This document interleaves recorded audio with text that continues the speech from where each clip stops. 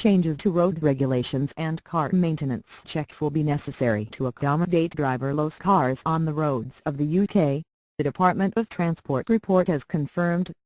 The government wants the UK to become a world leader in driverless technology.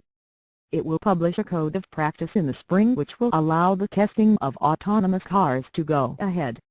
Self-drive pods that will be tested in Milton Keynes and Coventry have been unveiled for the first time. The government promised a full review of current legislation by the summer of 2017.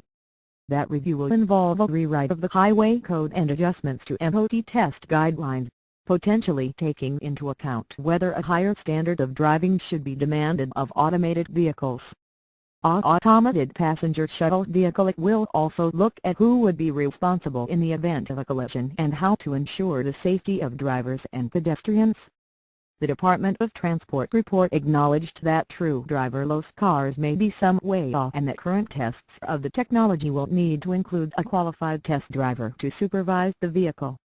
Driverless vehicle technology has the potential to be a real game changer on the UK's roads, altering the face of motoring in the most fundamental of ways and delivering major benefits for road safety, social inclusion, emissions and congestion, said Transport Minister Claire Perry.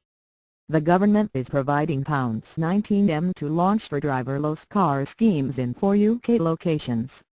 To mark the launch of the review, Ms. Perry and Business Secretary Vince Cable highlighted some of the trials that they are funding, including a fully autonomous shuttle in Greenwich and a B-system-developed Wildcat vehicle, which will be tested in Bristol.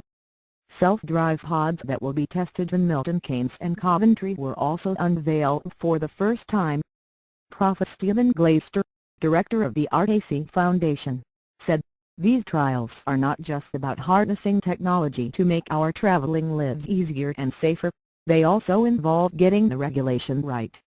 Alongside the high-tech innovation you need policy decisions on long-term, low-tech matters such as who takes responsibility if things go wrong. As and when these vehicles become commonplace, there is likely to be a shift from personal to product liability, and that is a whole new ballgame for insurers and manufacturers."